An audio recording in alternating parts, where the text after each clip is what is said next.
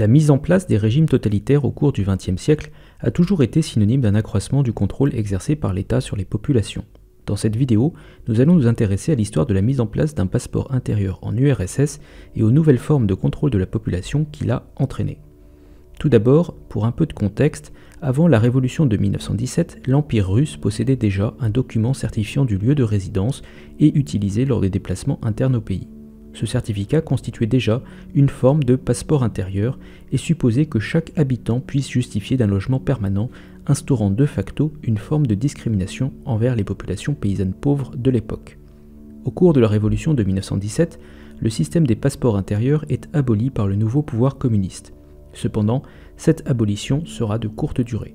En 1929, en effet, le Parti communiste décide de collectiviser les terres agricoles dont une partie est aux mains de petits propriétaires, les koulaks. Ces petits propriétaires sont rapidement pointés du doigt comme autant d'ennemis de l'État et du peuple. La propagande communiste de l'époque les présente comme des rentiers qui s'enrichissent sur le dos des prolétaires, qui ne travaillent pas vraiment et qui ont une production insuffisante pour le pays. La propagande soviétique suggère même de confisquer les terres des koulaks et de les faire cultiver par d'honnêtes prolétaires qui, eux, sauront y faire des récoltes plus abondantes. La politique de collectivisation des terres, dite dékoulakisation, acte la violence de cette propagande par la spoliation et la confiscation des terres. Les nouveaux agriculteurs réunis en sovkhoz, souvent inexpérimentés, ne font hélas pas mieux que les koulaks et, à l'échelle de l'URSS, les récoltes s'effondrent.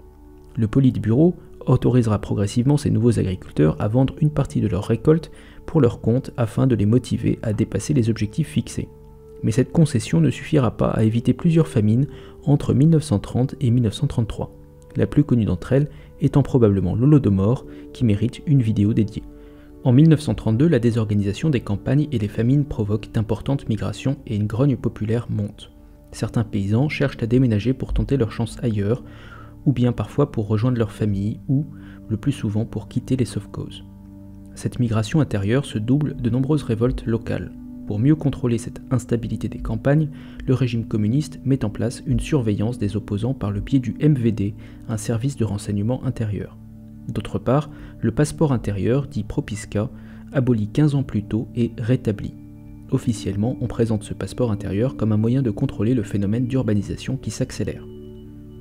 Pour obtenir ce passeport intérieur, nécessaire à partir de l'âge de 16 ans, il faut pouvoir justifier d'un logement fixe et effectuer la demande auprès des autorités locales. Cette demande peut prendre plusieurs années, ce qui complique d'autant la procédure puisqu'il est impossible de changer de logement au cours de ce laps de temps.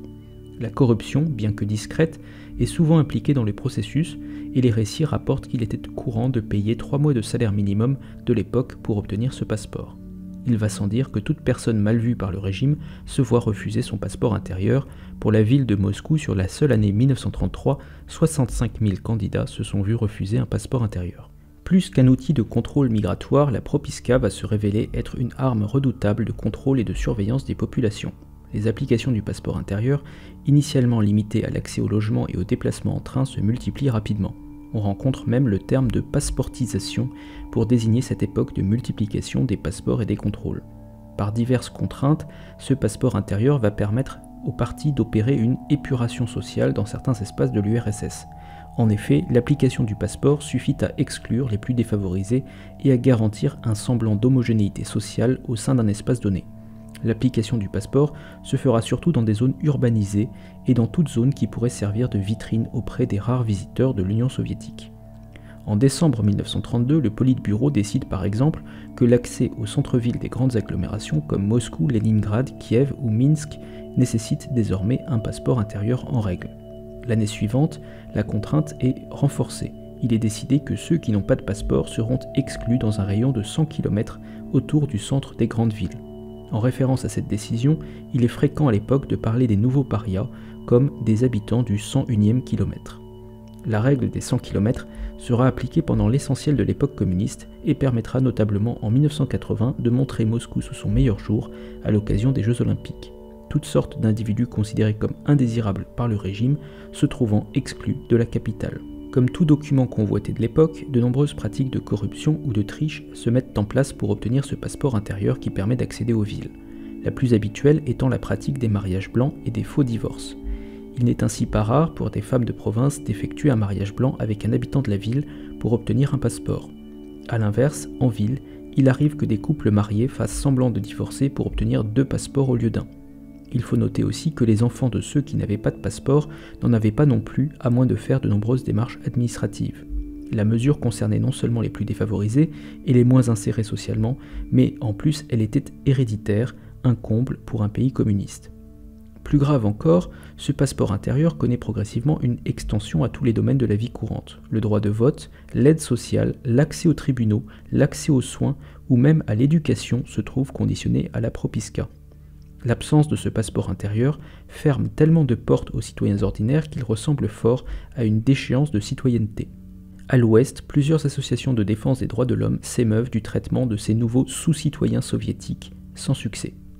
Car même pour ceux qui renonceraient à exercer leur droit de vote ou à bénéficier de services de santé, l'absence de ce document rend impossible l'obtention d'autres documents administratifs. Il est par exemple impossible d'obtenir un permis de conduire si l'on ne peut pas justifier d'un passeport intérieur. C'est donc la double peine, non seulement les transports en commun sont interdits, mais il est aussi interdit de conduire soi-même pour ceux qui posséderaient une voiture. En 1960, il devient condamnable de ne pas posséder ce passeport intérieur pendant plus de 3 jours. La peine est lourde, 1 an d'emprisonnement et une forte amende qui correspond à 1 mois de salaire d'un cadre supérieur. Pourtant, malgré cette interdiction et malgré les privations de liberté que représente l'absence de ce passeport intérieur, 37% des Russes ne possédaient aucun passeport à la fin des années 1960. L'essentiel de ces contrevenants résidait dans des zones rurales. Le système de la propiska, ce passeport intérieur, s'est en définitive maintenu jusqu'à la chute de l'URSS.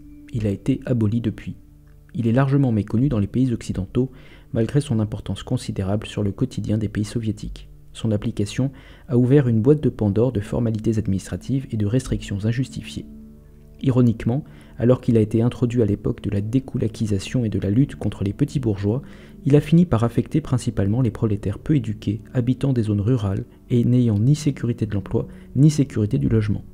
Le rôle de ce passeport intérieur est donc franchement en contradiction avec l'égalitarisme promu par le Parti communiste.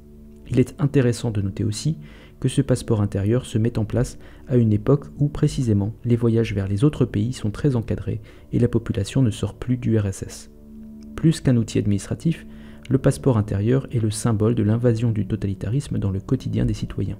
Il est omniprésent, irremplaçable et peut être retiré à tout moment sur des motifs arbitraires. Sous une forme ou sous une autre, c'est un type de document qu'on trouve dans de nombreux totalitarismes. L'URSS n'est pas le seul pays communiste à l'avoir implémenté.